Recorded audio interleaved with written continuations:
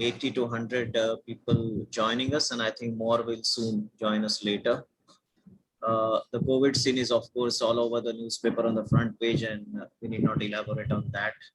The important thing is the cardiology postgraduates have been pulled out of their cardiology training many a times to serve in the COVID wards, and they probably need to get some training in some different ways than they ever got before. So IHRS took this initiative to do a DNB teaching program in arrhythmias, essentially to simplify arrhythmology for the cardiology postgraduates. And many stalwarts from the Indian Heart Rhythm Society have been on air in the last 5 to 6 months. And this time our luck has extended beyond the usual story. And this time we have Dr. Edward Rowland from UK, from London. I can better leave his introduction to Dr. Lokhandwala, with whom he's been associated for much longer than me. Dr. Lokhandwala knows him much better. And without much spending time on me introducing this program, I would let Dr. Lokhandwala introduce the two Jedi Masters who are going to take this program and teach arrhythmology to us this Sunday morning. Dr. Yash, can you please introduce the program? Good morning, everyone. It's my pleasure to invite Professor Edward Rowland, whose contribution to EP in India has been immense since the last almost 25 years, I can say. Yeah, it's been a quarter of a century since I have known Edward Rowland. And from the time we started EP in India, actually that time probably there were just a couple of centers which were taking their first steps towards establishing an EP program. And from those times, Mohan Nair had been instrumental in organizing training sessions for people, and Edward would come every time. And he had also come and visited us in the KEM hospital several times. And I remember still once at about 9 in the evening, when we were due to take our last case on the table, and the host who had brought him said, Professor Edward, let's go for dinner. And he said, no, he said the EP is actually dinner. So his passion for teaching has been phenomenal. His experience is very difficult to match. And as a teacher, most important as a teacher, he is able to, like my mentor, Professor Wellens, similar to that, Edward is able to bring down the understanding, because EP being a difficult and a subject which students get overawed, students and cardiologists get overawed with, but he's able to simplify it and make it clinically relevant. So I am really looking forward to today's program. And without taking up any more of time, I will request Ashish to go on with the session.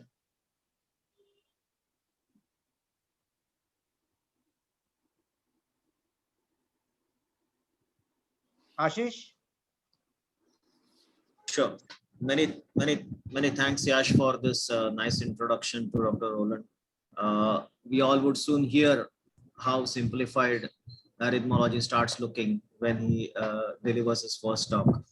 Let me invite Dr. Rowland for his first talk, which is again on basic EP characteristics of cardiac tissue, something about what is conduction, what is refractoriness. Dr. Rowland, over to you. Thank you very much, Ashish. That's extremely kind of you to ask me. And Yash, thank you for those kind words, all of which are untrue.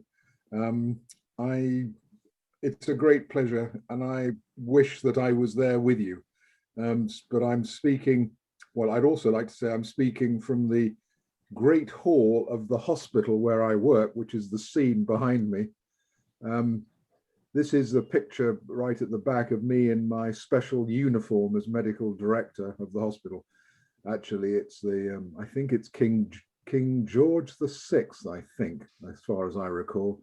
Anyway, I wish I was there with you. It's a very different world. I think the first thing to say is that our thoughts, hopes and prayers are all with you all in this very, very bizarre time, and it's an uncharacteristic, it's an unprecedented time in our lives. So perhaps this is a bit of light relief from all that ghastliness going on, which is, we've lived through it. And we understand what you're going through at the moment. I'm going to start sharing my screen with you, I hope.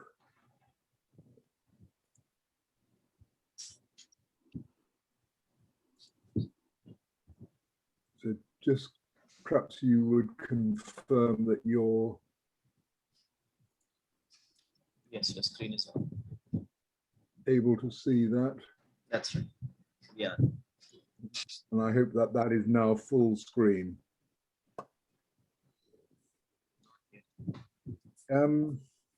Yeah, that's good. So perhaps this is a sort of introduction that things can get better after COVID. There will be things that we will learn from COVID. I think for us, it's been working in a multidisciplinary way much better. I think the world is fortunately probably a smaller place. And I hope that politicians have been put in their place as and will have less hubris and a little bit more respect for the medical professions of the world in the years to come. So this is, I will apologize now to those who've already done lots of electrophysiology, because this is going to be some very basic principles and characteristics that I hope are relevant and you'll find both of interest and relevance to your practice. But I'm afraid many of you will think, well, this is a bit simple, but I hope we can bring out some principles that are relevant to everybody, that make looking at and analyzing ECGs enjoyable and interesting.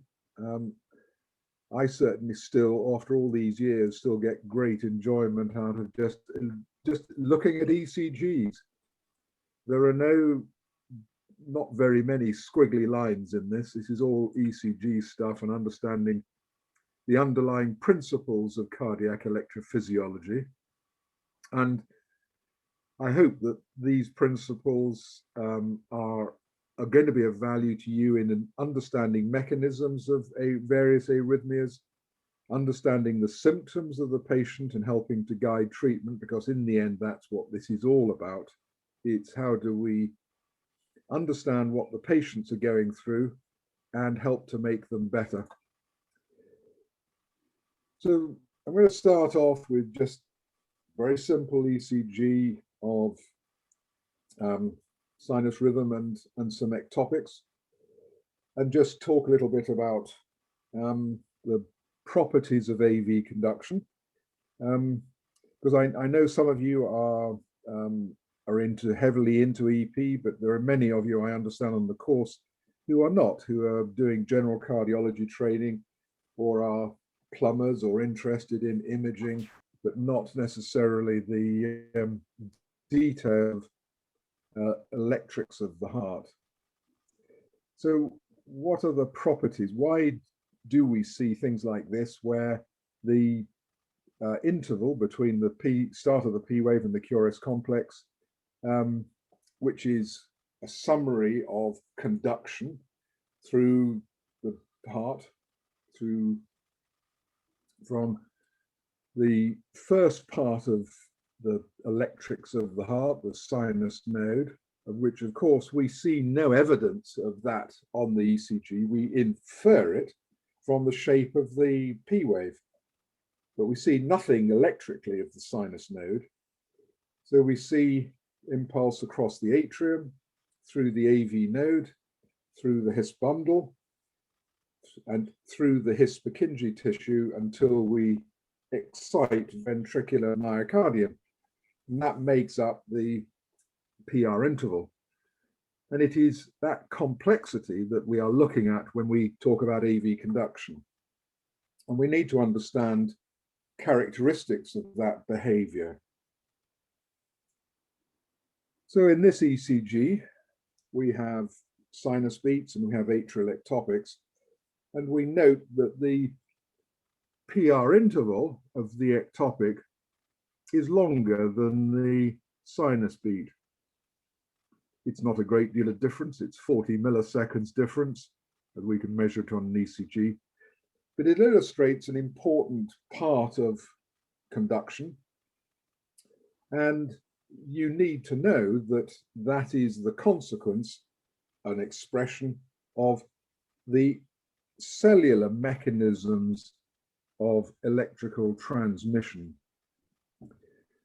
And we know, of course, that the prolongation of the PR interval is almost exclusively the consequence of changing conduction through the AV node. So the PR interval increases with prematurity of atrial depolarization. The AV nodal conduction time increases with increasing prematurity. And this property is called decremental conduction. And what it reflects is that this particular tissue shows quite profound or wide functional refractoriness. And what we mean by that is that instead of the phenomenon of most nerve tissue, which is an all or nothing phenomenon, either it conducts a nerve impulse or it doesn't, which is the property of myocardial tissue.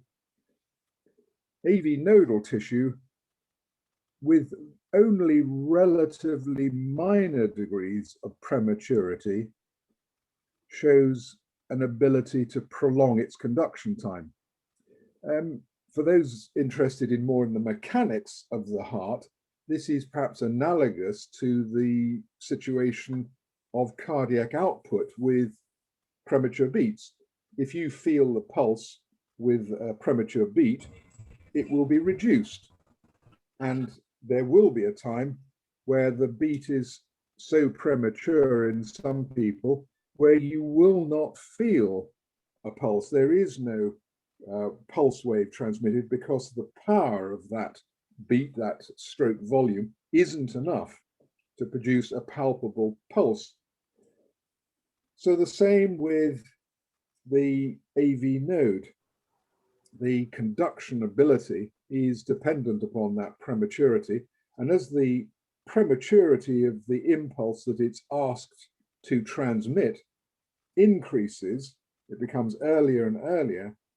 So the power to get through the AV node diminishes. It goes more slowly, and there comes a time when it won't actually penetrate the whole AV node. It will get halfway through and stop. And we'll come back to that phenomenon in a moment. So the shorter the coupling interval, the more prolonged the conduction time in the AV node. And that's a basic property. Do we see that on other occasions? Well, the answer is yes, we do.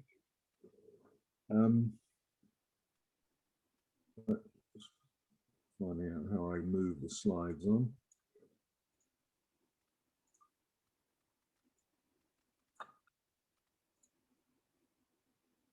Here's a patient who was referred up for a pacemaker. Pause, but asymptomatic, just had a 24-hour tape recording done coincidentally. Is a pacemaker required? Well, we see pauses, we see a degree of AV block, but what are the other characteristics we see of this? There are blocked beats, we recognize that. There's a pause of 1.5 seconds, slightly more than that, I think. The time of this recording is 02:17 in the middle of the night.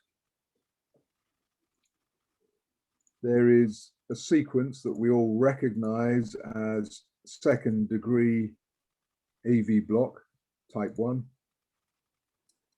And our physiology teaching has taught us that that is due to problems of conduction, or its behavior that we associate with conduction through the AV node. But in this particular example, it's a benign phenomenon. It's what the AV node is supposed to do under certain circumstances. And obviously in the middle of the night, vagal tone is highest. So we're seeing here the exemplar of the extreme of AV nodal conduction, that it can be influenced. It doesn't stay static. It changes under all kinds of circumstances. And this patient, if you put them on a treadmill and make them exercise, they're able to conduct up to maximum heart rates well in excess of 150 beats a minute. So the characteristic of the AV node is responsive to many different influences. Here's another example. This is a young lady admitted to hospital with a metabolic problem. And we were asked to see her to say, does she need a pacemaker? There's a clue in the ECG which gives away or indicates the likely diagnosis, because you'll see that the QT interval is very short. And one of the causes of a short QT interval is hypercalcemia, which is indeed what this lady had. And hypercalcemia hyperpolarizes cells and exaggerates some of the behavior. And one of the effects is to exaggerate this effect of the AV node in its ability to demonstrate functional refractoriness. So at sinus rates that are normally associated with normal AV conduction and a constant PR interval, second degree AV block at the level of the AV node is demonstrated. So there are lots of influences that can alter the electrophysiological properties, but it is particularly seen at the level of the AV node, as well as other parts of the AV conduction system. So we've seen that it's influenced by autonomic tone. If I take one of you young doctors to the lab and find out how fast your AV node can conduct, many of you will show second degree block when you're resting at very modest rates. You may even have resting second degree AV block type 1. If I give you isoprenaline, that value will change dramatically depending upon how much isoprenaline I can give you. Electrolyte status, and of course, importantly, various medications. And we're going to talk a little bit about medications in the second talk later this morning. Obviously, ischemia. We recognize that second degree block and other forms of AV conduction abnormality are associated with various acute coronary syndromes and ischemia in other situations. Temperature as well can alter it, as can many other external factors. And what is true is that they will alter both refractoriness as well as conduction time. The two are interrelated, but they won't necessarily affect it in the same way. So we're going to talk a little bit more about how we might see these effects. Here's an example of what is called concealed conduction. I mentioned earlier that the power of the impulse to penetrate through the conduction system is dependent upon its prematurity. In myocardial cells, in general, in normal circumstances, an impulse will either conduct with a very similar conduction time or will not do so. Very close to the refractory period, within usually not very many milliseconds, conduction time is preserved as it is at baseline in myocardial tissue. But in the AV node, this is not the same. As we've said, over relatively large intervals, we can see decremental conduction. And one of the effects that we see in AV nodal behavior is the retrograde behavior. So we've got an ECG here with sinus beats and ectopics, but throughout it, there is quite marked variation in the PR interval. Why is that? Either there are atrial ectopics conducted aberrantly, or these are ventricular ectopics. If they are ventricular ectopics, how is it that the interval of the next sinus beat following the ectopic is altered? The ladder diagram I've put on the bottom explains what's happening. The first AV interval is normal.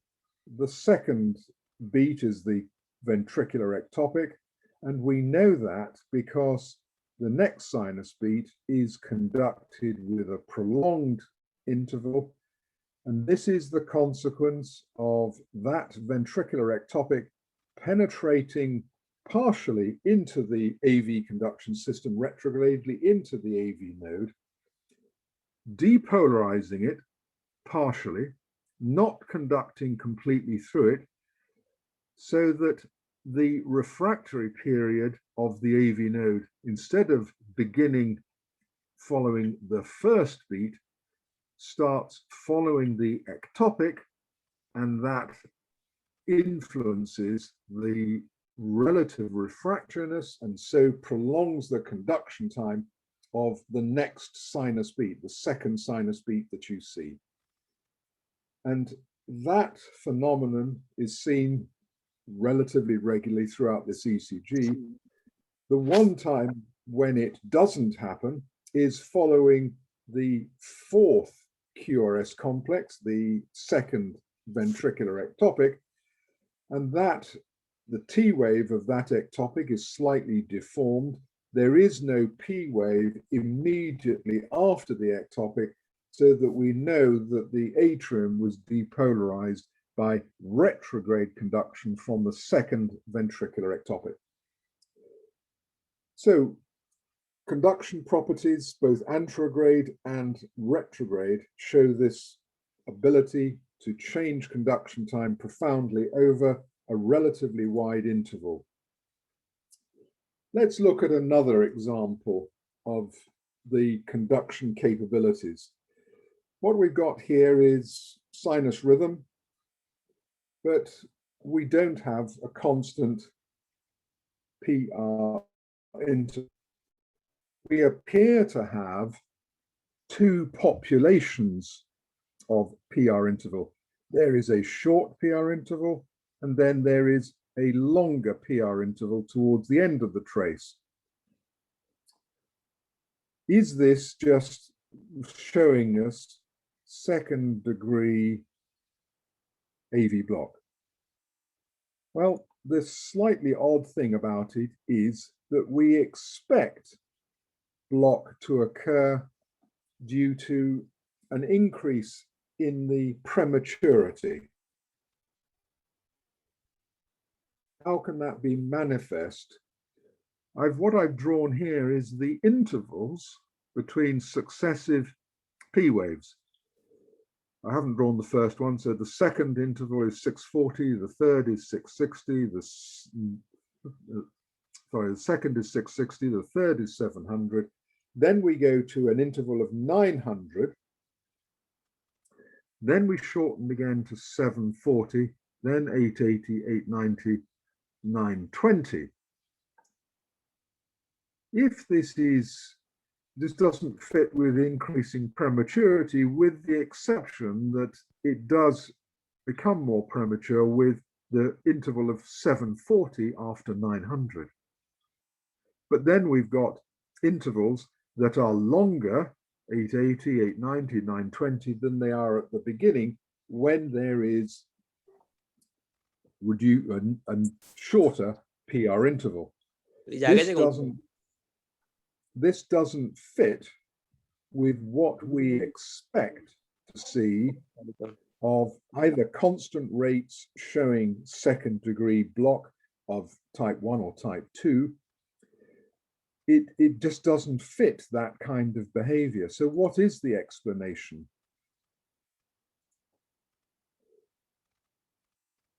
You need to know that there are in situations where there can be two pathways for AV nodal conduction. So this example shows two distinct lengths of PR interval, the shorter one and the longer one. When you have dual AV nodal properties, in general, there is one conducting faster and one conducting slower. Well, you could say one conducts normally and one conducts abnormally. One conducts at normal rates, one conducts at slow rates.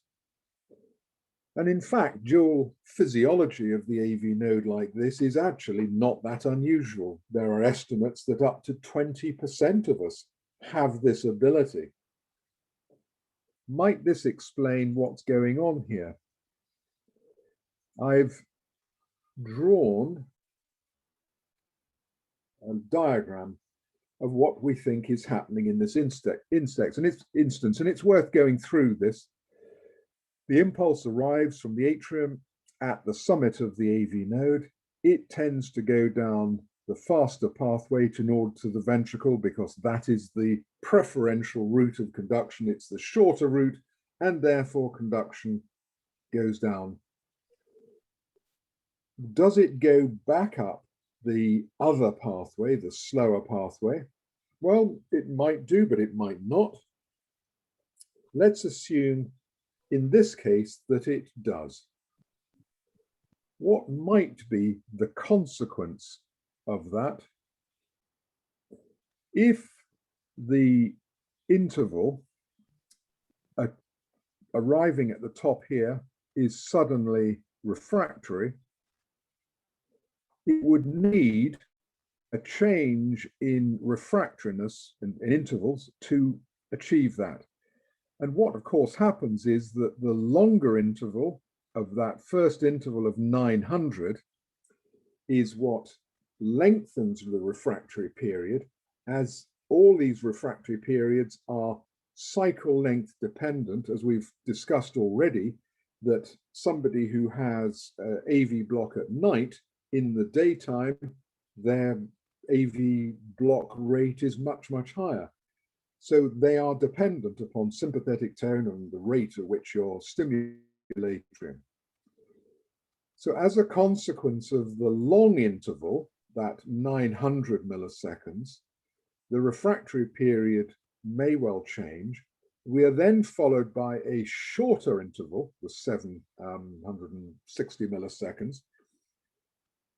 That produces block in that fast pathway because this refractory period at this point is dynamic. We then have conduction time going down the slower pathway, which is the pathway to the left in the diagram, in the cartoon, and then gets down to the ventricle. So the prolongation of the PR interval onto the slow pathway is the result of this shortening, but not to the shortening of we've got here, where we use in the early part, where we use the fast pathway. So why does the fast pathway not immediately take over? And of course, the consequence is that we can assume that conduction both goes down the normal, down to the ventricle through the slow pathway, but it also penetrates retrogradely into the faster pathway, such that the time the next beat arrives, this area is still held refractory because it's also had the additional time to get into the fast pathway retrogradely, which extends the interval here for the sinus beat so that it cannot penetrate now and restore. So the thing that has to change is that before fast pathway conduction is restored, this refractory period has to lengthen. So you will see this continue with this slow PR, long PR interval until such time as that refractory period changes. You may see that as a result of changing of the autonomic tone of the patient, or you may see it simply by a further slowing of the sinus rate, resulting in restoration of fast pathway conduction. So that appears to be the explanation of that example. What's the point of the conduction behavior of the AV node? Why does it do this? Well, if you don't have an AV node, what is the situation where you don't have AV nodal properties that result that is your method of connecting the atrium to the ventricle? Well, the situation, of course, where you don't have that is in the Wolff-Parkinson-White syndrome. And this is an example of a patient, a young man, 21 years, who presented to the local accident and emergency department feeling unwell. And in his case, it was a very good thing that he presented at the time he did to the accident emergency department, because you'll note at this point, this is one of these 12 lead ECGs that records the 12 lead ECG and then records a rhythm strip. And fortunately, the rhythm strip shows what happens if you don't have that protective capabilities between the atrium and the ventricle. The atrium and the ventricle become an electrical continuum in some cases, relatively unusual cases, and atrial fibrillation results in ventricular fibrillation, and this is the onset of VF in this patient. And the purpose of obviously the AV node not only is mechanical, to allow atrial systole to occur and to provide its contribution to ventricular filling, but it's also, secondly, to protect us from these kind of abnormalities. The AV node is a governor, it's a protective mechanism. So we've explored some characteristics of cardiac tissue. There is a difference between refractoriness and conduction time. Sadly, our terminology for these things, in my view, is rather confusing. And when we talk about cardiac conduction, we should be more accurate and actually say we are talking about refractory behavior and we're talking about conduction time. This all reflects the different cellular behavior of cardiac cells, and in general, myocardial cells represent sodium-dependent depolarization, whereas AV nodal cells represent calcium-dependent depolarization, and they behave differently. Have I been drawing on my screen? I have. I'm sorry, just going back. I had spotted it. So the two conditions of conduction and refractoriness are interrelated, but they do have very separate influence and separate effects. They're modulated by numerous factors, seen most obviously in the characteristics that we've discussed here on AV nodal behavior. But what we're going to come on to in the second talk is how they influence the ability to initiate and terminate rhythm abnormalities. And this is very helpful, both in terms of understanding why rhythm abnormalities occur, so understanding the mechanism, and also understanding the symptom.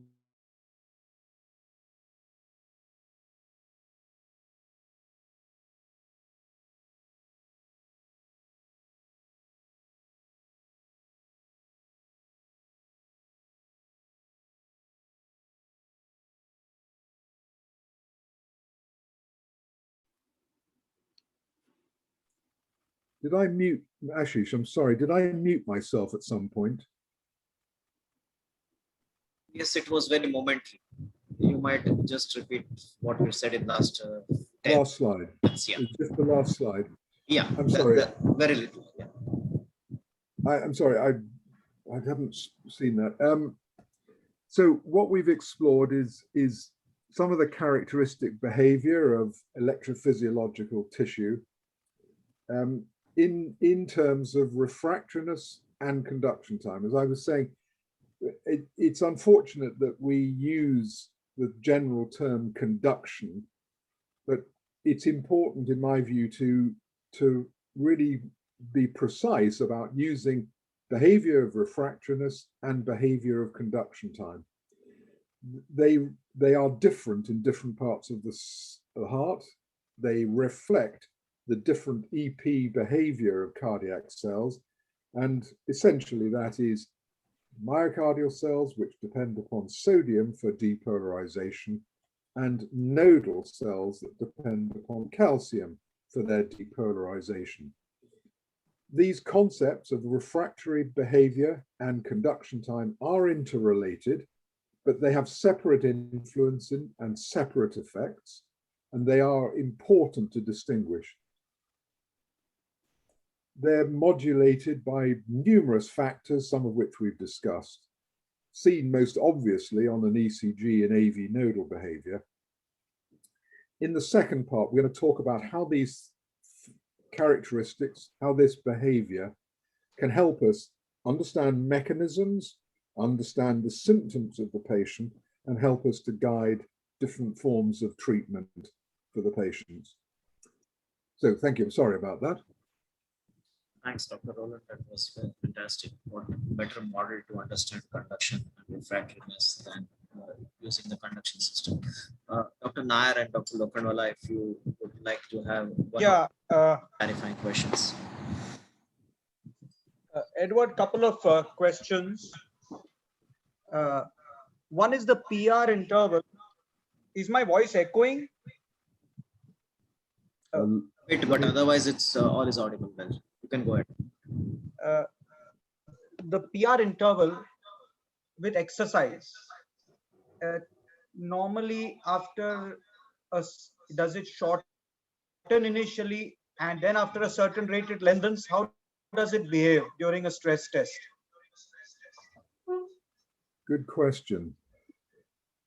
For most people, it shortens relatively quickly and tends to remain at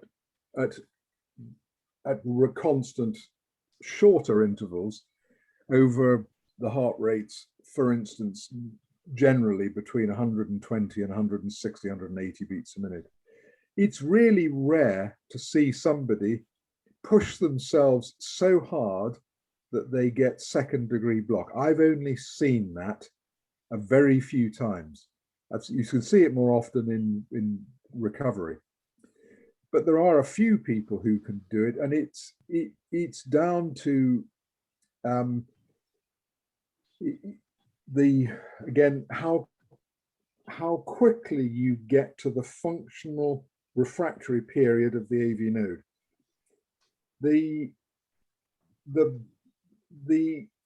You don't see it terribly often in that situation, but you do see it in people who have slightly abnormal conduction tissue or very high degrees of vagal tone. And then sometimes that you can see this prolongation, but the effect of increasing sympathetic tone is very much to reduce the refractory period and shorten the period of functional refractoriness. So you just don't see it very often. I think it's mostly built into pacemakers, where they learned some years ago, obviously, that pacemakers need to shorten the AV interval as we increase our rate. Does that answer the question, Yash? Dr. Roland, is there a lag between the short? Sorry, Ashish, Ashish, sorry, I was muted. Sure. It does answer, Edward. There are a couple of questions. Actually, there are several questions in the chat box. I have tried to answer some of them. One is that, you know, the nighttime, the AV block in sleep, which is Wenke Bach or even complete AV block, what should be the threshold of distinguishing normal from abnormal? And this has become even more relevant with these 3-day and 7-day Holter implantable loop recorders. All the time we're confronted with these AV blocks in sleep. So what AV block can be considered normal in sleep? That's one question.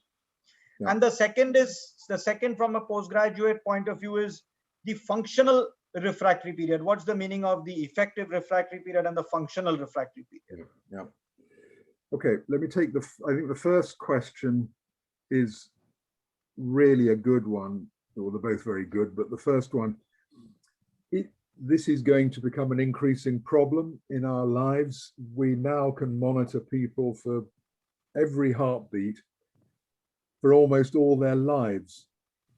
We're going to see things that we have never seen before. You know, I already see things on implantable loop recorders, and you're very slightly surprised by the degree of frequency of abnormalities that you thought were pretty unusual, relatively rare. And this second degree heart block, or indeed periods of complete heart block, seems to me to be not that rare. So you asked about the threshold for abnormal AV conduction at night. I do not know the answer. They're talking about the threshold of what? Of what's abnormal and what's normal? There isn't an absolute threshold. It comes down, for me, to symptoms. If you have somebody who has no symptoms and who has second degree periods of complete heart block that are at times of dominant vagal tone, I regard that as a benign phenomenon. And I don't know whether it means that they will eventually end up with pacemakers later in their lives. I have no idea. But I reassure people that, providing they don't have any symptoms, that when you hopefully demonstrate that as they exercise, they maintain one-to-one conduction, I would do nothing about that. The functional refractory period is I probably should be a little bit more precise about what we mean. Functional refractory period simply means that if you stimulate a cell at late diastole, when it's completely recovered, the behavior of that cell with premature depolarization remains exactly the same until you reach a place, an interval, where it is no longer the same. The upstroke velocity or the duration of the action potential change, and that is the functional refractory. In other words, the cell or the behavior no longer demonstrates the same behaviors in terms of conduction time and recovery, refractoriness, as it does during late diastole. And for most myocardial cells, the cell behaves exactly the same until you get very close to the effective refractory period, where the cell no longer is able to respond. With tissue which is calcium dependent and abnormal tissue of the myocardium, you will see behaviors over a relatively wide coupling interval, space interval, that is different to the behavior at resting diastolic intervals. So that's the functional refractory period. Hope that helps to clarify that point, but it's a very important concept to get right. Yes, Edward, I think most people, from what I can get a feedback, have understood. Some are still need further explain, but I think we can revisit that later. If we will move ahead at present for want of time. Mohan's group is going to present an interesting case of atrial versus AV nodal tachycardia, and my only request is to keep it simple so that it becomes all inclusive. Mohan? Yeah, I think Vikas should be ready. So let Vikas start presenting. Yeah. Yeah. Good afternoon, Dr. Edward, Dr. Ashish, Dr. Nair, and Dr. Yash, and dear colleagues. Let me share my screen.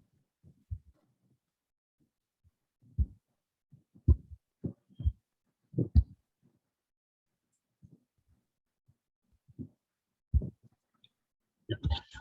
I'm going to present an interesting case of a narrow QRS tachycardia, where the diagnosis of this tachycardia was a bit elusive, a bit difficult for us, especially in the initial part. So coming straight to the case, this is a 65-year-old lady who presented to our hospital with complaints of recurrent palpitations for approximately 3 years duration. The frequency of her symptoms had increased recently. For approximately 2 months. The frequency of these palpitations has gone up. Other than palpitation, she does not complain of anything else. During these 3 years, she had visited multiple institutions and hospitals for her treatment. And in one of those hospitals, she was subjected to an EP study. Although there they could not induce any arrhythmia. Echo done at that hospital was reported as normal.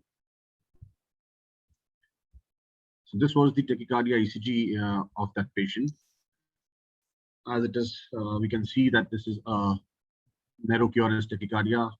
The rate is approximately 180 beats per minute. And if we look closely, we see that there are P waves in the middle, almost in the middle of the RR interval. So clearly it is a narrow QRS long RP tachycardia. So as the patient was highly symptomatic, so we thought that we will do this EP study and find out what is the reason for this long RP tachycardia, and can this be treated with the radiofrequency ablation.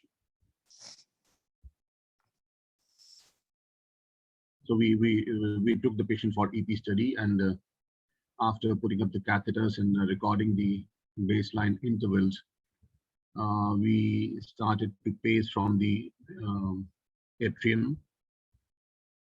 As you can see here, that we are pacing from the proximal CS, and this decremental atrial pacing at 400-240.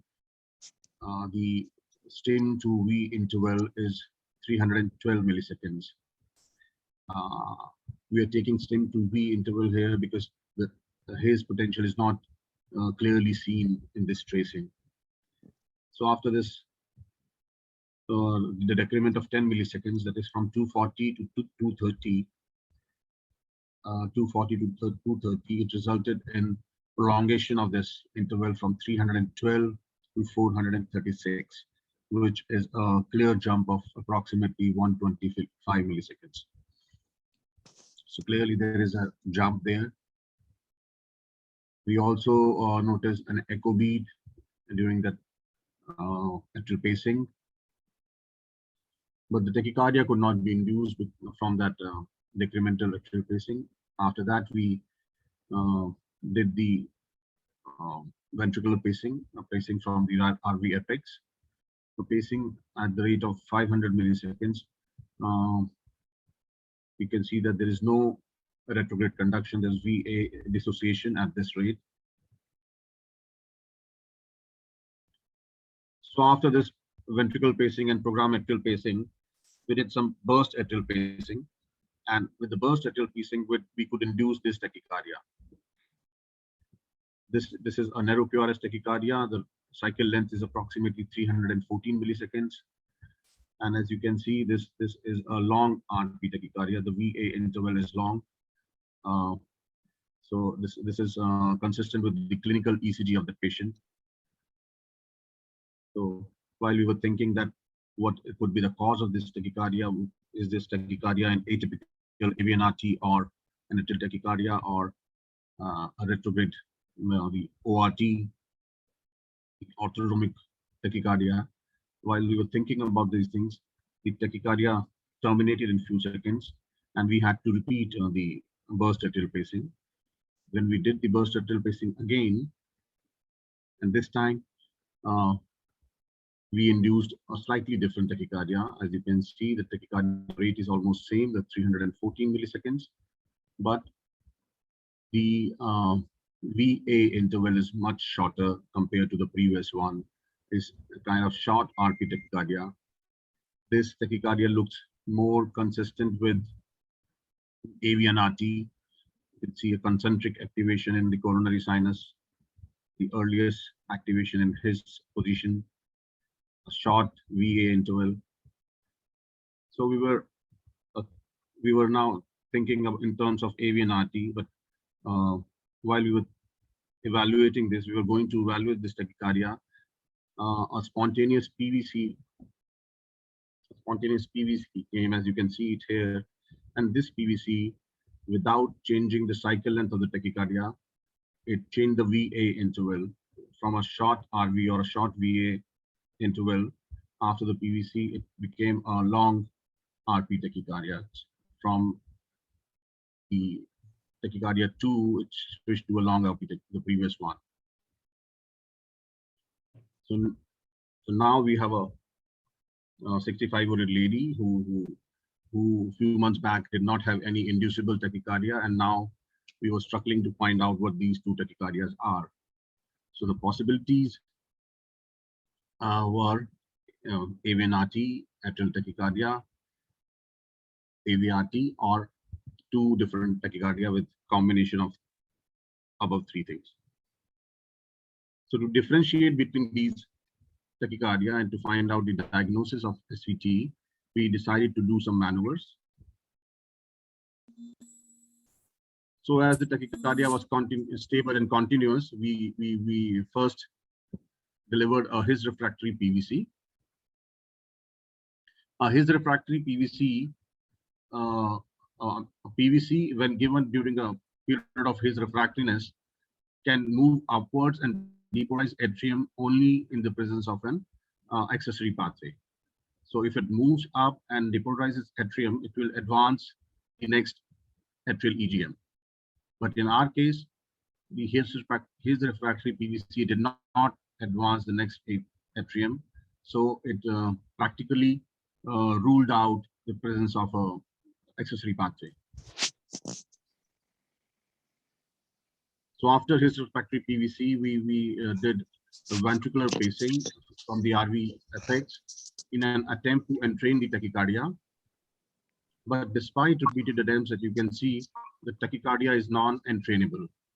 The tachycardia continues even after stopping the ventricular pacing without any entrainment.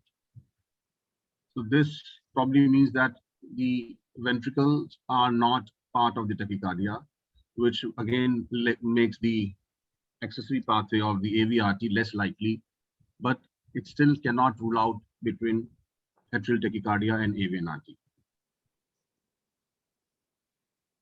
After the ventricle pacing, we paced from the proximal CS at a cycle length faster than the tachycardia. So if the VA interval after the pacing is stopped is similar to the VA interval of the tachycardia, then it is in favor of either AVRT or AVNRT. But in our case, it was completely different. The VA interval after stopping of atrial pacing was completely different than the VA interval of the tachycardia. So it again did not help. After these pacing maneuvers, we gave adenosine. So as you can see it here, once we gave adenosine, this tachycardia terminated from AV after adenosine. This tachycardia terminated after this V. So had the tachycardia terminated here, that is after A, then it would have proved that the tachycardia is dependent on the AV nodal conduction, and that would have practically ruled out atrial tachycardia. But since the tachycardia has terminated after V, so it again, it's an inconclusive kind of response, and it does not help too much. So after doing all these maneuvers, what are the possibilities? So to begin with, there was no VA conduction. His refractory PVC failed to advance the next A. So these things, they practically rule out AVRT. So the two likely diagnoses remain are atrial tachycardia and AVNRT. Response to adenosine was inconclusive. Although it is not 100% conclusive, but two things which support or which favor AVNRT were the presence of echo beat and the AH jump. So because of these findings, we thought we'll just try and ablate the slow pathway during sinus rhythm and then see what happens. So we started with this ablation of slow pathway. And once that, you can see that during ablation, frequent junctional beats were seen. And once that slow pathway was ablated, after that, we did multiple attempts to try and induce the tachycardia with program pacing, with burst atrial pacing, but the tachycardia was not inducible, and there was no dual AV nodal physiology either.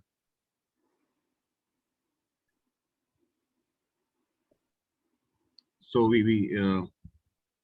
after that, we shifted the patient back to the wards.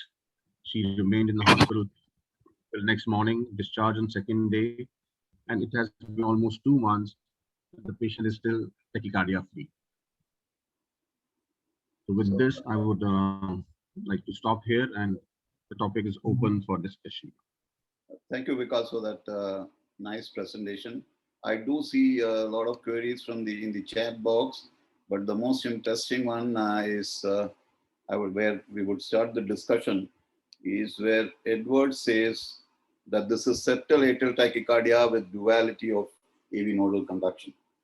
So would you like to say, I mean, when you said atrial tachycardia, you did mean that it could be atrial tachycardia with duality of AV nodal conduction versus AVNRT switching from typical slow fast to slow, right? So how would you have differentiated? Right. I don't know any other way of differentiating it other than by mapping, quite frankly. Mark Josephson did show some traces some years ago of demonstrating some advancement by pacing very close in that area, but I have to say I've found that very difficult to do. I suppose I'm still not certain what the diagnosis is here. The solution, the ablation solution, might of course be the same. But the site of usually the triangle, the Cox triangle atrial tachycardias is usually rather more superior or posterior than the site of slow pathway ablation. The one thing I think I'm right in saying that when you showed the jump in AV conduction, it was quite a short interval, is that right, of the atrial premature beat that produced the jump was around 230 milliseconds, is that correct? Vikas? Yeah, right. It was from 240 to And 230. now in the days that Yash and I remember from our youth, we used to have to draw AV nodal function curves. And I still think it's a very useful way of understanding the physiology of the AV node. And I'm sorry I haven't got an ability to draw it on the screen for you. But if you plot on a graph the stimulating interval coming down and down, so you're coming from the right to the left on the graph, and the AH interval is the vertical axis, what happens, of course, is that as you get more premature, and this comes back to Yash clarified the point about the functional refractory period, is the point at which the AH interval starts to prolong. That is really the functional refractory period. And functional refractoriness is the increasing AH interval, or the increasing PR interval with increasing prematurity. But eventually the graph goes upwards, obviously, as the AH interval prolongs. But if, as you get down to the effective refractory period, where it won't conduct, you're on a very vertical part of that curve, and very small changes in the interval can produce quite profound increases in PR interval. So really, for dual AV nodal pathways, you need to be able to identify intervals over some range of prematurity where you see a different curve. And a single interval of an AH prolongation isn't, for me, enough to prove dual AV nodal physiology. But the problem, so I quite like to use incremental atrial pacing at increasing rates and looking for what we call crossover, where if you do that at a gradual increasing rate over 30 seconds, 45 seconds, increasing the atrial rate, just ramping it up, you will often be able to see evidence of AV duality much more easily for these difficult cases like this, where you don't see it so obviously with premature stimulation. So that was the first thing I would sort of say. And so, Mohan, you asked me about what I would do in this case. I'd probably do exactly the same as you, but I would probably just be mapping atrial activity to find out. The thing that I suppose worried me slightly about the AV nodal diagnosis of the ECG is that it didn't have characteristics of the P-wave morphology that I expect to see from AV nodal tachycardia. It looked a little bit more as if the origin was probably more superior than that. But the ECG is not an absolutely accurate way, obviously, localizing these kind of tachycardias.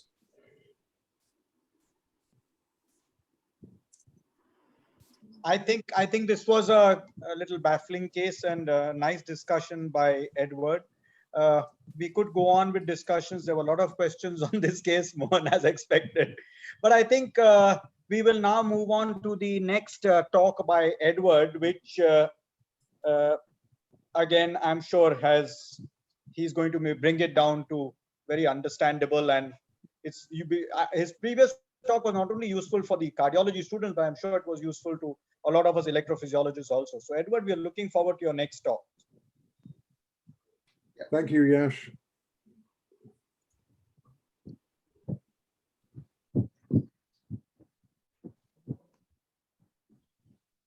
I'm just putting it on the, I hope you can see that. Is the slide on, Yash? It's there. Yes, the slide is there. Yes. Okay. We could spend, I think, the rest of the day without difficulty talking about this. It's a fascinating topic that I don't think, well, I only understand a bit of it. Let's go back to the diagram we saw earlier of dual AV nodal pathways. The normal situation is this. Can you see my pointer now? Is that showing? Yes, we can see the pointer, Edward, and that will make it much better. Good. With the point. Sorry, I was pointing to the wrong. I've got a dual screen. I know. Anyway, so on the left we have the situation at rest in somebody who has dual AV nodal physiology. As we said, the impulse goes down the fast pathway. It slowly penetrates down the slow pathway, but it's already got to the Purkinje system by the time the slow pathway arrives. In order for the tachycardia of the conventional type to start, there needs to be an interval that causes block in the faster pathway. It uses the slow pathway to conduct. The faster pathway is recovered for re-entry to occur. So there are two parallel pathways of conduction. There is unidirectional block in one, there is slow conduction in the other, there is re-entry up the second pathway in a retrograde direction, and re-entry is enabled. The result is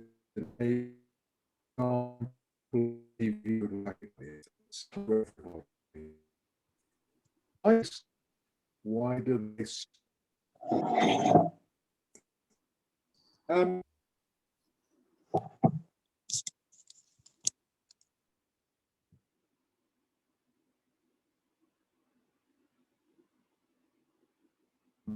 Right. You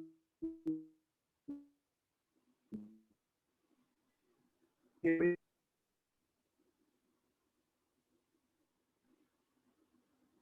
We are losing. I think the sound is getting cut off. Can you hear me now? Yes, now we can hear you loud and clear. Sorry. I'm turning my video off so that I make sure that you can hear me. Can you? Yeah, you're well heard now. And you can see my screen, can you? Yes, that's perfect. Okay, fine. We've got, this is a recording made of a patient who has symptoms of paroxysmal tachycardia. There are 4 panels. This is taken from one of these long-term ECG recorders that we use now for record for 14 days. Really gives us a lot of, as we discussed earlier. So there are 4 panels. I'm going to just give you a short while to just look at the 4 panels. This middle 2 are continuous. The other 2 are to separate times. And what we're going to do is talk about what we see in each of them and how we can help elucidate mechanisms or potential mechanisms. The trace.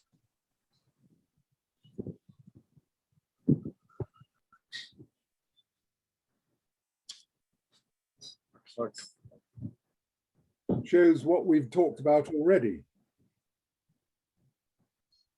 It's the reason we know that that is not junctional is that there is difference in the T wave between that beat and this beat. The consequence, obviously, of an P wave, an ectopic P wave in there, the result is that the PR interval prolongs. We know that. We expect that. What we see here is similar situation, but on this occasion, the PR interval is even longer. And now it's followed by a supraventricular tachycardia narrow complex at a regular rate. We also see the end of the QRS complex deformed by something which is clearly not there in the normal sinus beats. This is a short RP interval with the P wave at the deforming the end of the QRS complex. The tachycardia appears to have started as a result of profound PR prolongation.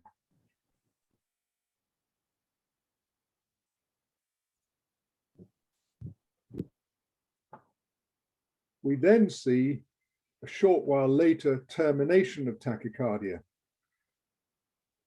What I've done here is given you the last two intervals.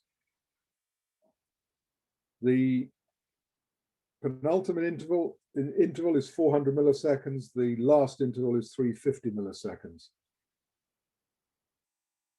What's this? Why this behavior?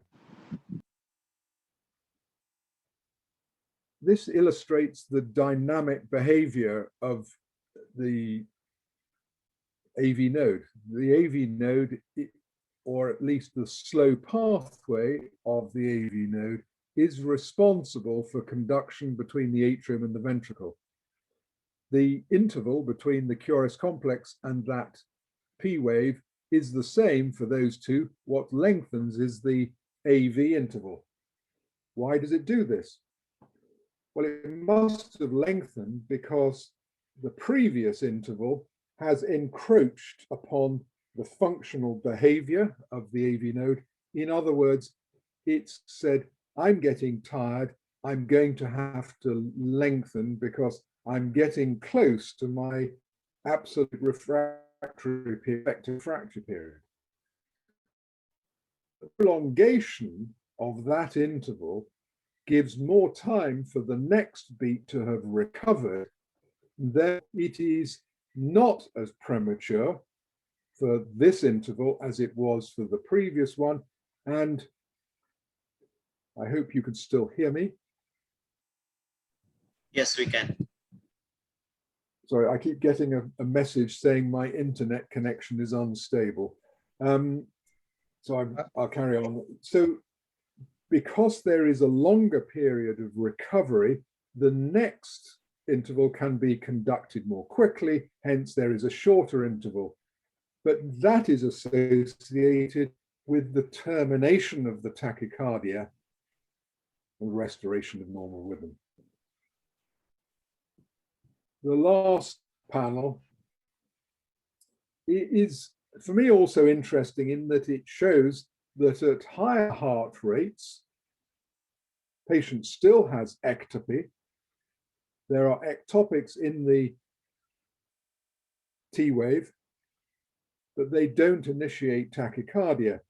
And this is one thing that is worth remembering, and that is that it's quite often the case that patients say, I only get my tachycardias when I am sitting down, resting and relaxing. In other words, when vagal tone, or the absence of sympathetic tone, enables conduction of the AV node to be at its slowest, and we talked about slow conduction being necessary, prolonged refractoriness of one part of the circuit being necessary. And it helps us to understand perhaps two things. One is why episodes of tachycardia such as this tend more often to occur at rest and actually rather unusual with exertion, not inevitably, it's not completely this case, but that's a rule. And I suppose is that 8 more free people who have episodes of paroxysmal SVT, and that may explain why atrial fibrillation is more common in patients who have supraventricular tachycardia. So in terms of deciding what to do about patients with these forms of rhythm abnormality, it's important to think about the future risks of other rhythm abnormalities. Edward, Yes. There was a question on your previous slide. So I thought before, you go to the next slide, on the third beat of the supraventricular tachycardia had a smaller QRS complex. And there was a question that why was it so? There could be various explanations. So, but could you enlighten us? It's a good question. It's important to distinguish between cycle length alternans and QRS alternans. And they are very separate phenomena. This could be seen as QRS alternans in that there is perhaps slightly larger QRS complex, then slightly smaller, larger, slightly smaller, larger, smaller. So QRS alternans. This, I'm probably going to come back to this a little bit later in the talk when I talk about relative refractory periods and functional behavior of the ventricular myocardium, because I suspect that this is due to that there are alterations in intraventricular or Purkinje conduction occur at the onset of a tachycardia that don't occur later because the refractory period shortens with the increasing rate. So we'll come back to that in a little bit later in the talk. Okay. This is a trait that I have a passion for. It's one of the earliest, I think this was recorded in about 1976 or 77, when I was working with Dennis Crickler in London. And I think it's such a beautiful ECG. I'm sure that those who have been at the feet of Professor Lockenwaller and Professor Nair probably know exactly what's going on here, but it's a beautiful example of an episode of paroxysmal tachycardia where so much of understanding electrophysiology is evident in a single trace. So it's like an old ECG, it hasn't got any time markings on it. So I put a piece of ECG paper alongside it. And I've also drawn 2 intervals for you, which is for the first interval between the wide QRS complexes and one of the intervals of the narrower complexes. And if we go through the traces, there is a junctional beat fused with a sinus beat. There is a sinus beat with normal PR interval and a narrow QRS complex. And then there is clearly an atrial ectopic that occurs here that deforms the T wave, hence the difference in the T wave morphology, and the interval between the P wave and the QRS complex is longer than it is here. There is a wide QS complex, and this is lead V1. So this conforms to what we recognize as left bundle branch block. There is then 1, 2, 3, 4, 5, 6, 7, 8 beats of tachycardia at a relatively regular rate, but actually this interval is 350 milliseconds, whereas this is 290, and this interval is just a little bit shorter than 350 milliseconds, but it isn't 290 milliseconds. So what's going on here? Well, left bundle branch block, and then each of the QRS complex can be seen by followed by a P wave, except for the last one when there isn't one. So we need something to understand why there is aberration here, why the tachycardia accelerates, why when it accelerates there isn't aberrant conduction. Why is it that the left bundle pattern dissipates and disappears, and yet the tachycardia gets faster? That isn't what we expect to see. We expect to see faster rates associated with wider QRS complexes or aberration. And as you will all, I'm sure many of you who've studied ECGs and electrophysiology know, this explanation is most likely because there is a left-sided accessory pathway. This is AV reentrant tachycardia, where conduction initially goes from the atrium through the AV node with prolongation down to the ventricles through the right bundle, across the septum, back up a left-sided accessory pathway, back down that same circuit until, as a result of the increasing rate, the left bundle block dissipates, which is what happens. The refractory period shortens in the left bundle so that the left bundle is recruited at this point, allows conduction, and the time to get back to the atrium is shortened, and then hence, because it no longer has to cross the heart to get to that left-sided pathway, and thus the cycle length shortens and the tachycardia accelerates. This accelerates to a rate that the accessory pathway can no longer sustain. It conducts back to the atrium at that point, but this interval is too short for the pathway to work, and therefore there's no retrograde conduction and the tachycardia terminates. That makes much more sense than this being an atrial tachycardia with conduction accelerating and terminating, mainly because of the aberrant conduction, which contradicts our normal understanding of the way in which aberration is rate related. We're going to talk a little bit more about the phenomenon of re-entry in those circumstances in a moment.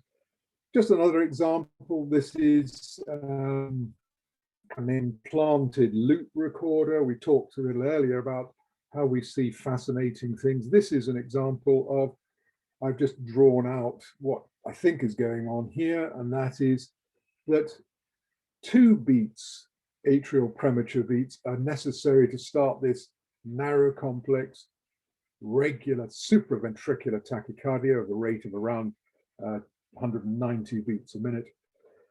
And I put this in because I just wanted to draw out the point that single premature beats are our usual mechanism of stressing the conduction system. But remember that in many instances, you need more than a single beat to bring out conduction and refractory behavior. And this is 2 premature beats initiating the tachycardia. And you can, when you get to the EP lab, those of you who are doing EP training, you can have great fun using different coupling intervals, using slow, long intervals and then short intervals, or short intervals, then longer intervals, and then shorter intervals. You can have great fun modulating these conduction properties and understanding how you get different tissue parts of the conduction system to behave differently with different methods of modulation. I've got a few slides, which I wanted to illustrate a point about what is it that allows tachycardias to start. This is mostly about that. And remember, this is not always, it doesn't actually always require premature stimulation. In refractory, often, sometimes doesn't even require any premature beats to start tachycardias. And you do come across people who have such frequent episodes of tachycardia that they just initiate them at will. And it's interesting to just discuss the circumstances. What is it about these situations? Here's an example, and this goes back to that wonderful and magnificent electrophysiologist, Philippe Coumel, who published some work. We did some work with Philip back in the 70s and 80s on incessant tachycardia. And this is, if you look at, let's go back to that trace. So this is somebody obviously with the Wolff-Parkinson-White syndrome, short PR and delta wave, but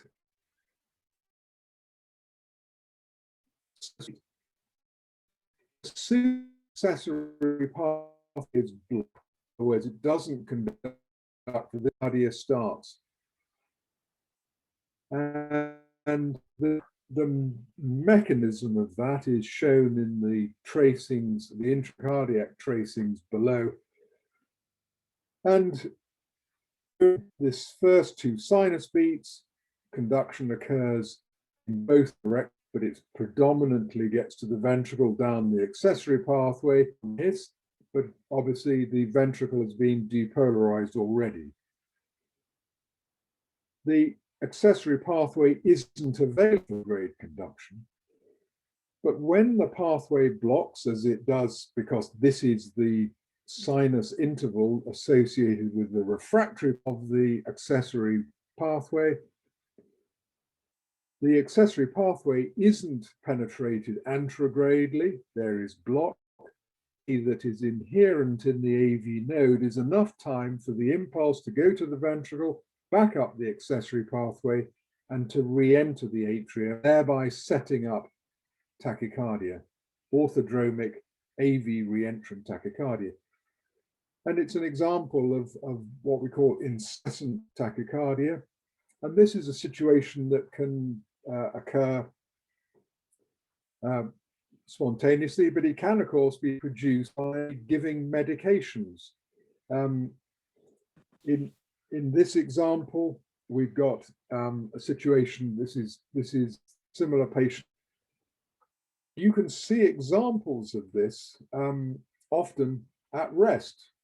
Here's a patient who has pauses in their rhythm, but actually it's simply because the PR interval in this particular case is they happen to have an accessory pathway, and here we see the QRS complex deformed.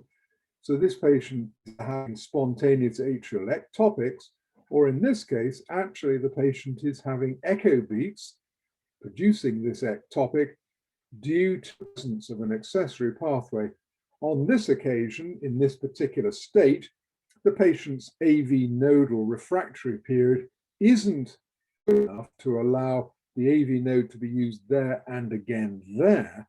But if you were to administer isoprenaline or increase the sympathetic tone of this patient, you would easily be able to induce tachycardia. So this patient is just waiting to have episodes of paroxysmal tachycardia at frequent intervals, as shown in this case, in this slide, where we've just increased the sympathetic level and they go into paroxysmal cardia. This time, what you're seeing, if you look at the AH interval, so AV nodal conduction times in this example, you'll see how the functional behavior of the AV node has produced this long AH interval for that beat, but because of the increased rate, the AH interval shortens and now stays shorter at a stays constant at a shorter interval, and that allows the tachycardia to maintain. I'm just going to the next slide. I thought I would show this ECG because it shows another couple of interesting phenomena. Have a look at it's the onset of tachycardia, but actually isn't. It's one of those strange situations that you do see occasionally. And it's perhaps relevant to the previous case discussion because this appears to be, this is a rate of, I think that's a rate of, if I remember correctly, a rate of about 85, 90 beats a minute. And it appears to be a low atrial rhythm in that the P wave is prolonged. So PR interval is prolonged. It's midway, slightly closer to the next QRS complex. So it's an atrial rhythm, but you suddenly see a change as a result of one QRS complexes into a tachycardia. And the clue to this is that the rate here is half the rate here.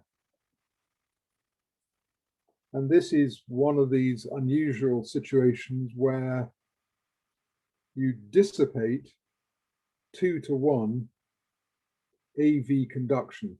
This is AV nodal reentrant tachycardia with 2-to-1 block below the point in the AV nodal, the top of the His bundle, where the fast pathway and the slow pathway join, what we call the lower reflection point. And if you have 2-to-1 conduction, obviously within the His bundle,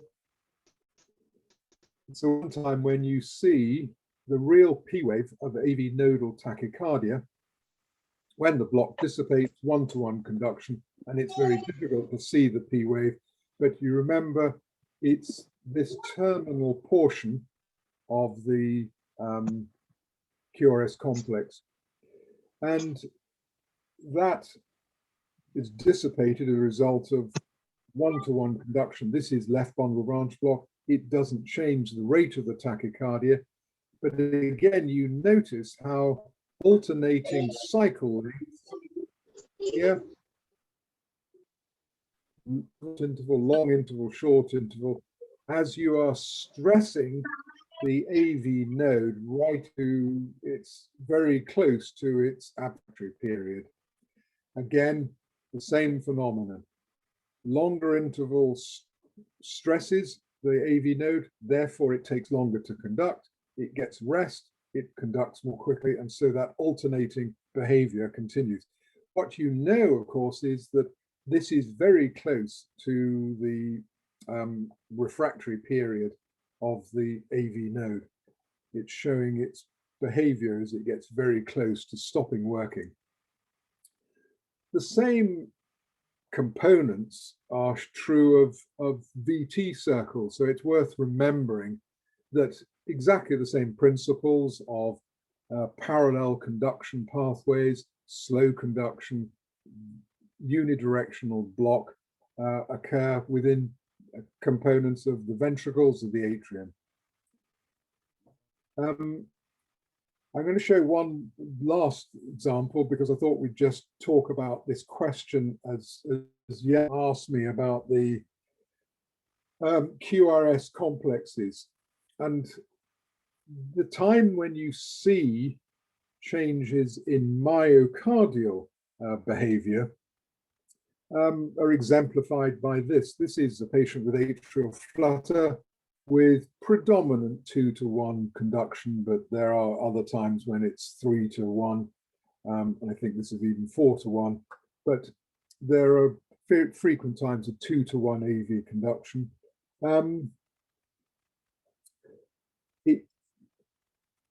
The same patient is recorded on the next, and you see a narrow curious complex.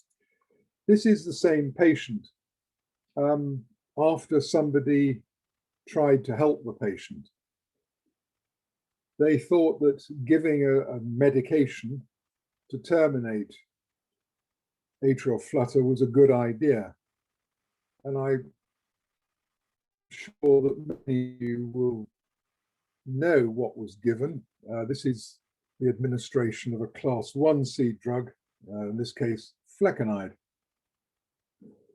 What does flecainide do? Well, flecainide slows the atrial rate.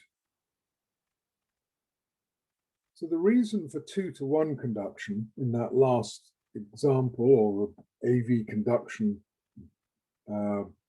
rate ratio, is that the AV node is not able to sustain transmitting impulses at an atrial rate of, in this case, about 240 beats a minute.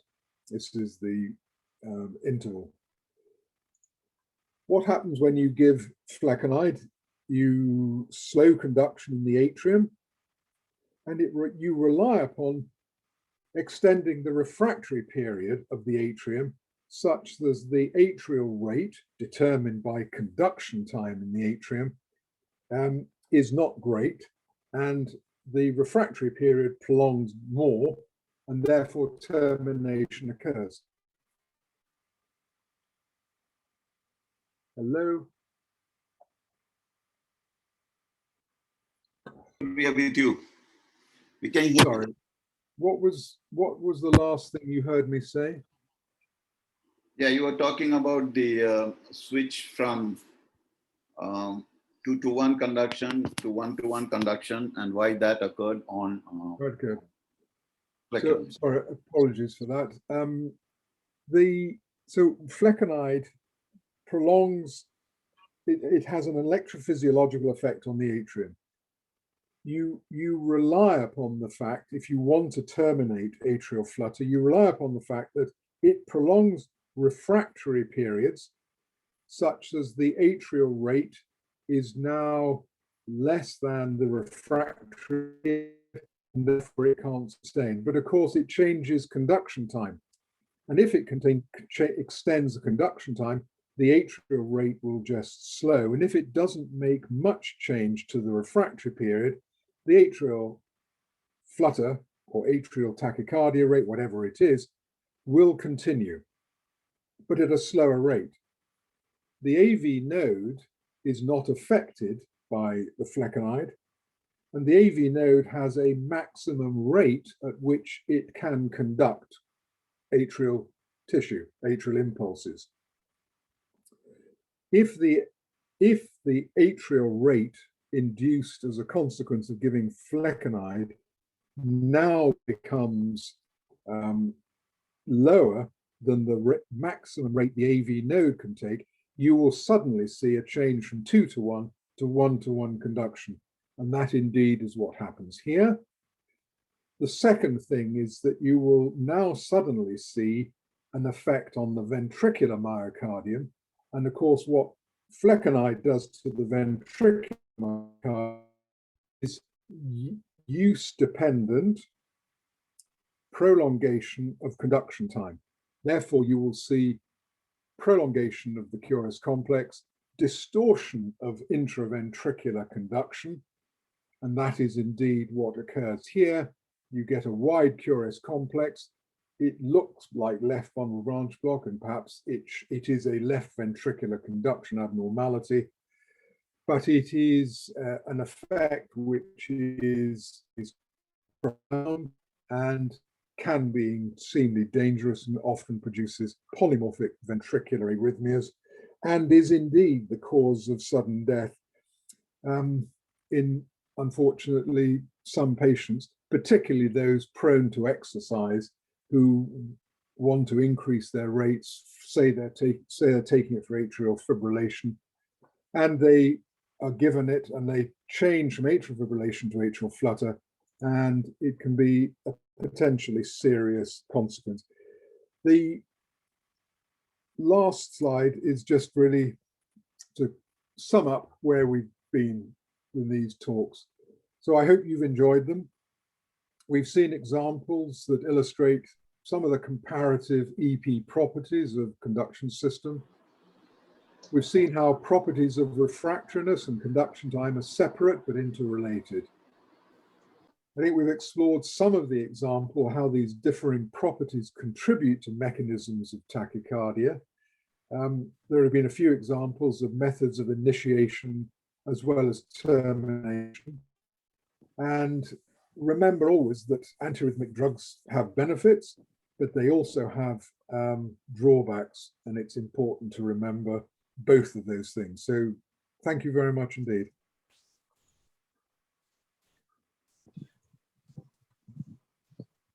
Hello.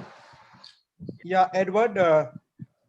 So that was again a fantastic talk. There were a lot of questions. Even the EPs had a lot of questions, which I sort of told them to dilute. There's a lot of queries which have we try to resolve some of them. Now I had one question, Edward, for the clinicians, for the students. There is a blunderbuss use of amiodarone in India. Intravenous amiodarone is used right, left, and center. In your opinion, for the benefit of everyone, where would you use intravenous amiodarone, in which situations? I have to say that I know this question is not directly related to your talk, but since you talked about flecainide, but it's a good one. I mean, I have the direct question about intravenous amiodarone. I almost only use it in either in post-operative patients having undergone surgery, or in people who come in with very frequent episodes of VT, usually I would say, is it usually monomorphic, but frequent episodes of VT with ICDs where I've got to get control quickly. I think the routine use of intravenous amiodarone is to be deprecated, unfortunately. I don't think it's a good idea, but I would say that about all.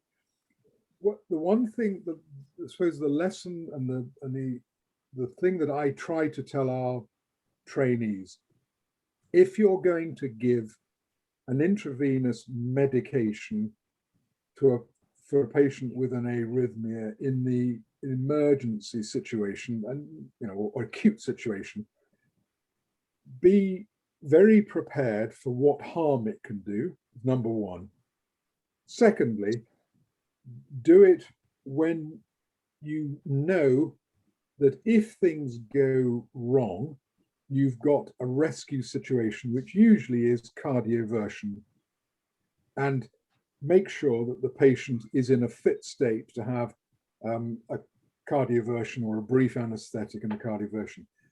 I prefer to wait till the stomach's empty, until I've really understood the patient, and I probably have in most situations, I have a slight preference for cardioversion rather than intravenous medication, is my general principle.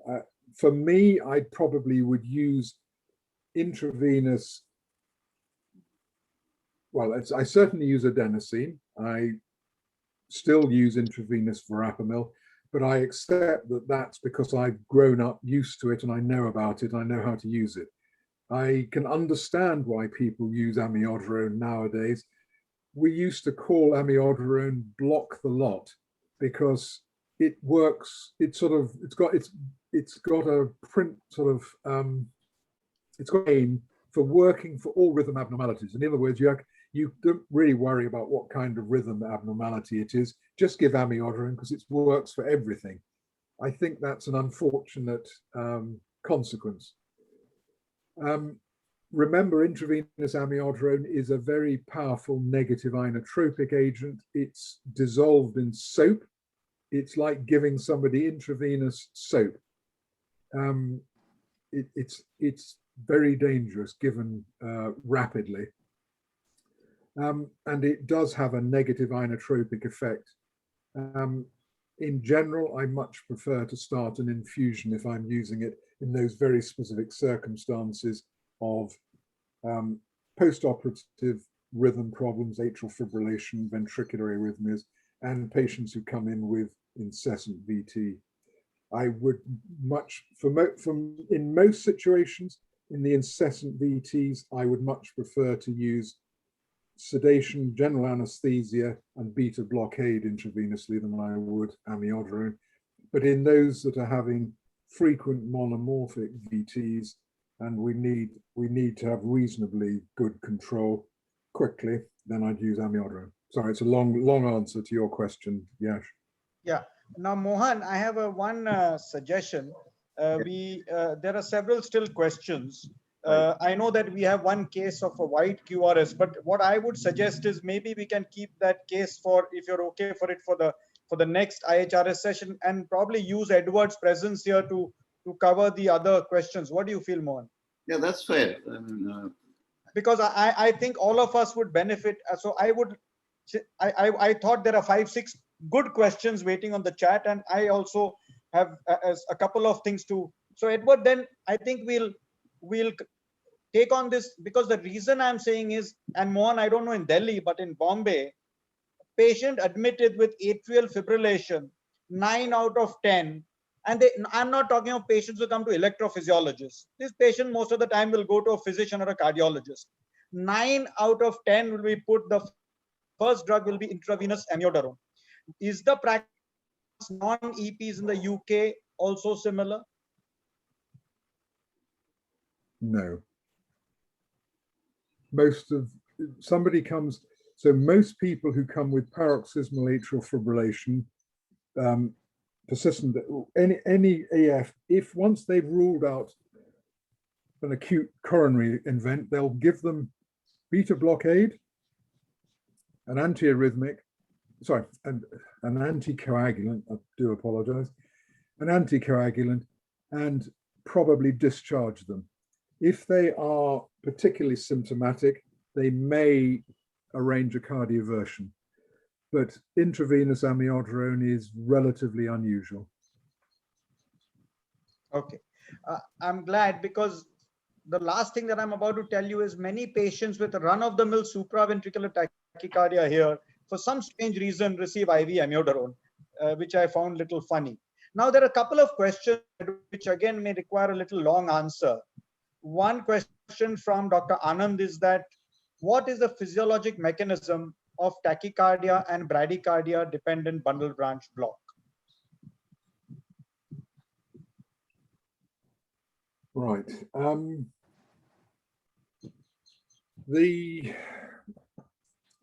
So the usual situation, well, there are probably two factors.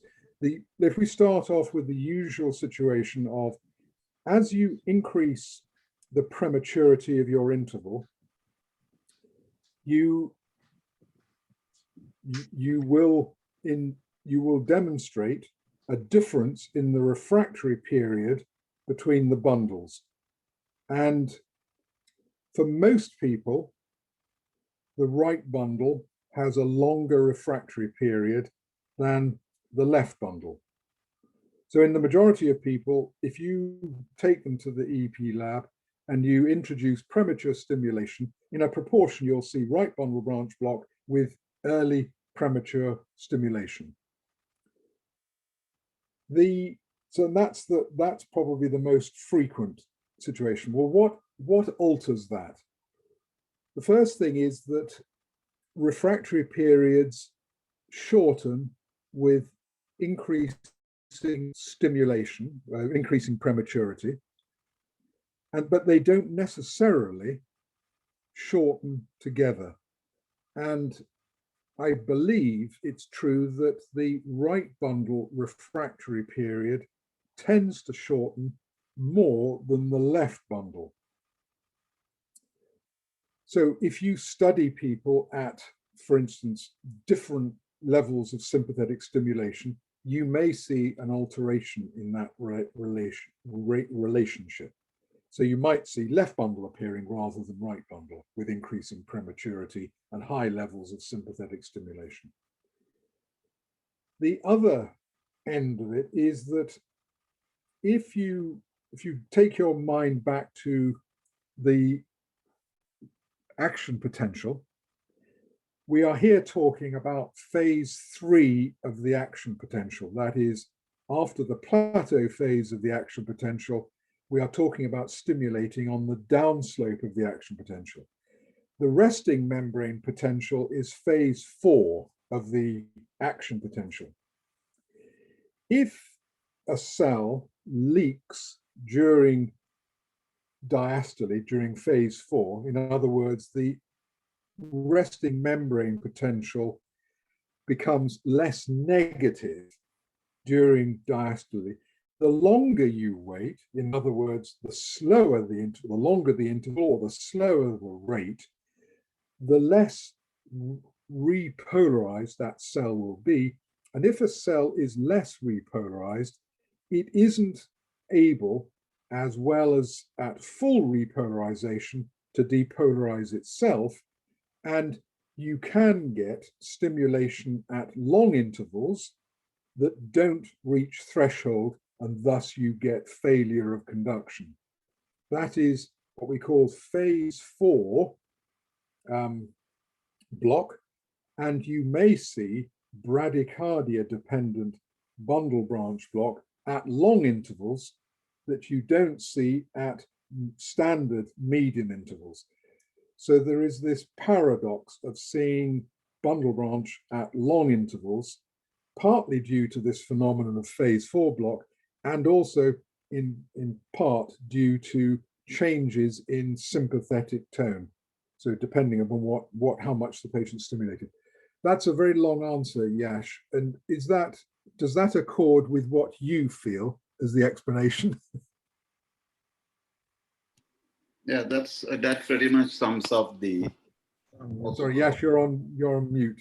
Sorry, Mohan, you're. Yeah, Yash, you're on mute. I think that's wonderfully explained with the patients that we have known from you and have now come to expect from you. And that's why perhaps Yash is taking more questions so that you can explain it in the old, nice way. So, Yash, is there anything else that... Yash, you're on mute. If Ashish Nabar permits, Mohan, there are a couple of more questions on the. I will not take the ones which have a very long thing. There's a lot of discussion about echo and a cardio version of AFib. I think we won't enter that territory because it's a long discussion. But there is one question. There is a question that why is it difficult to control the rate in atrial arrhythmias as compared to other SVTs? What is your comment on that, Edward? Especially, I think in atrial flutter, rate control is more difficult. Absolutely. I think it's an interesting one because I should have mentioned that. Why is it that if you have a patient who has atrial flutter and atrial fibrillation, why is it that you tend to get faster rates in atrial flutter than atrial fibrillation? And it comes back to the things that we were talking about in the first talk. It's this phenomenon of concealed conduction and functional refractoriness. So there are going to be times when the AV node is penetrated by an atrial impulse. But with the constant bombardment of the AV node, there are going to be times when the next interval comes at an early interval with not sufficient power force to penetrate the AV node. So it partially penetrates, will depolarize, so it therefore holds the AV node refractory for longer than based upon the intervals that get through and produce QRS complexes. So this phenomenon of concealed conduction is relevant in atrial fibrillation. You sometimes see it in atrial flutter, but predominantly you have a fixed relationship between the flutter wave and the succeeding QRS complex. And it's very important because it's one of the ways of recognizing complete heart block in patients with atrial flutter, which is sometimes missed. People assume, though, it's 4-to-1 or 5-to-1 conduction. And actually, the patient's in complete heart block. And the way to pick it up is that the flutter wave to QRS complex interval varies the whole time. There is no consistency. Normally, you block in atrial flutter simply based upon refractory period. The conduction time is constant for each of those conducted intervals. So that explains why, for many patients, flutter and atrial tachycardias are much more symptomatic and much more troublesome. Exactly the same is true in atrial tachycardia. And I specifically warn patients who are having atrial fibrillation ablations.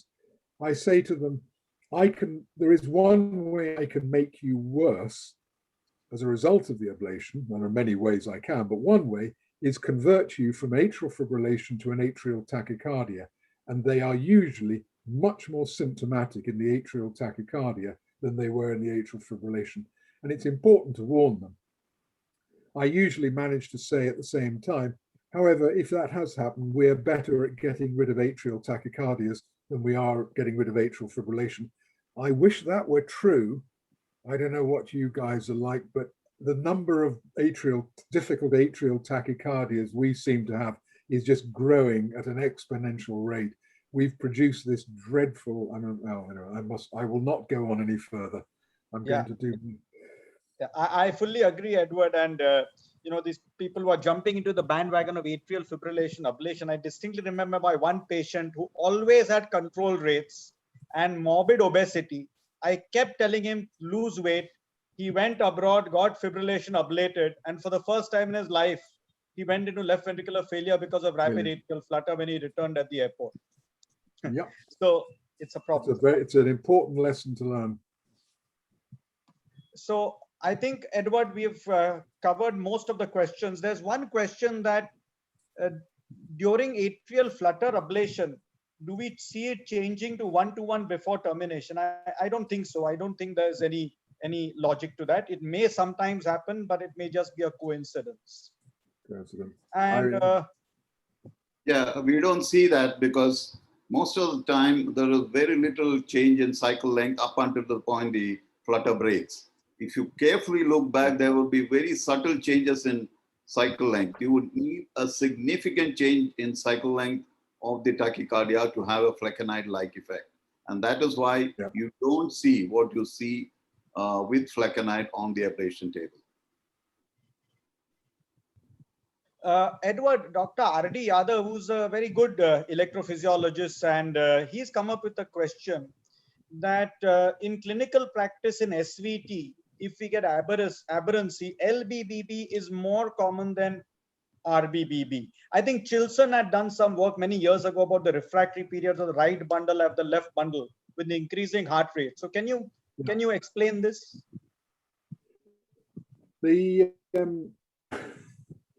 Yes, I have a vague recollection of that work.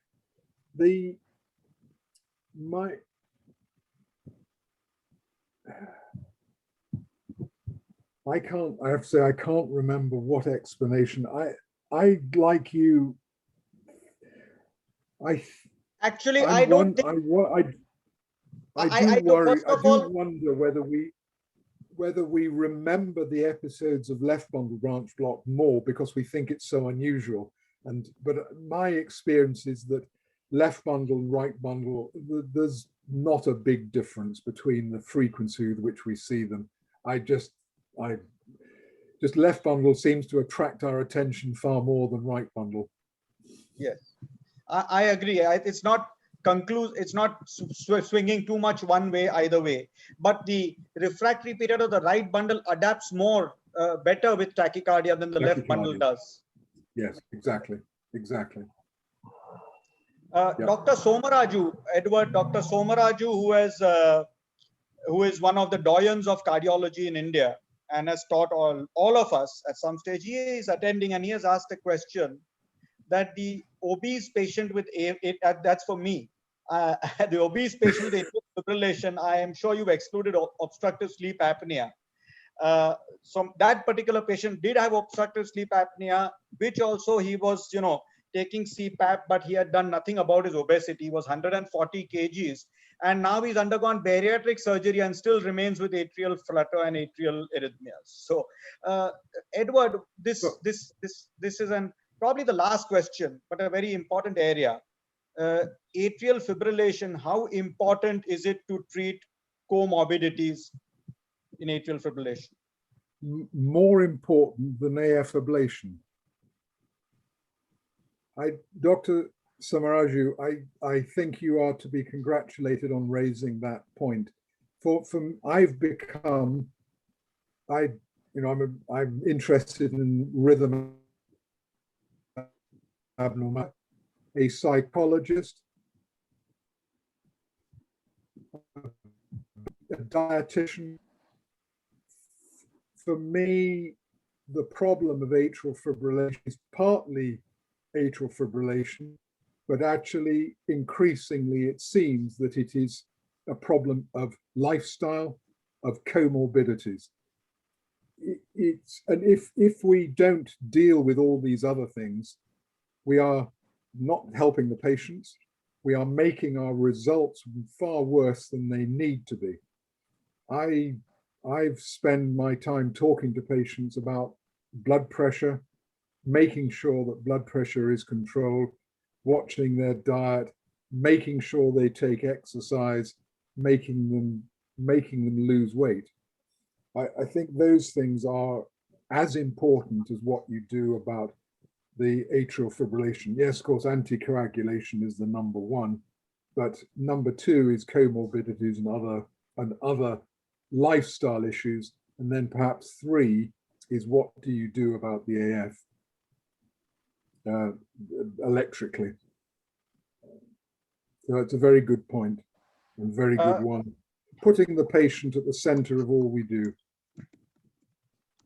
So I think we have come to the end of today's excellent seminar. I think the final word we'll have by Mohan, and by Edward. So probably, for all of you who don't know, Edward also has been a keen follower of cricket. Unfortunately, he has been handling the COVID situation in the BARTS, which is the largest, probably one of the largest cardiology departments in the UK. And despite that, he agreed to take part in today's meeting, and we are very grateful. Actually, Mohan was instrumental in getting him to agree. So last word from Edward, and then the last word from Mohan. Edward? Thank you very much. It's always a delight for me to see you, all you in India. I wish I was there with you. One of these days, some kind of normality will return. But a great, great pleasure, and thank you so much for the invitation. Look after yourselves, stay safe, and stay well. Mohan? Thank you, Edward. First of all, thank you, Yash, Ashish, for having put up this this meet, and also your entire initiative of trying to get more DNB students into this kind of teaching program. And I think the case that Vikas presented was very nice, and because there was more focus on stepwise dealing with a patient with narrow QRS tachycardia from the ECG to the EP. And of course, it's extremely nice to have once again sit with Edward and in a systematic, slow manner, not only learning the finer points of arrhythmia, each time I hear him speak, I improve my patience level actually, because the way he can teach and patiently take questions, I think that is something which he needs to come to India and teach us, give us a booster dose every 10 years, because somehow that pattern of teaching seems to be going out of our system. Thank you, Edward, so much for having taken out time on a Sunday. And just as you wish you were here, I think our eagerness to have you here is maybe infinite times more. So hopefully we are out of all this mess sooner than later. And as soon as we have the smallest of opportunity, we shall have you over here too, so that we can sit down and discuss cases just like the old times. Old times. You're all very welcome to visit London as well. We need to keep these interactions going. So any of you who want to come to London, passing through at any time, we would love to see any of you. So lovely. Thank you so much indeed. It's been a great pleasure. And thank you for the invitation. Thanks. Take care. Take care. Okay, and with a Bye-bye. big thank you to Ashish for all his Ashish, untiring thank efforts. you very much. Thanks. Ashish. Thanks very much, Dr. Roland, Dr. Nair's team, Dr. Lopanwala. Our next session will be on 6th June, and we'll soon announce the teaching faculty for that session. And we'll probably have Dr. Roland many more times in the near future. Thank you, Dr. Roland. Very pleasure. Goodbye. Bye. Bye. Thanks a lot.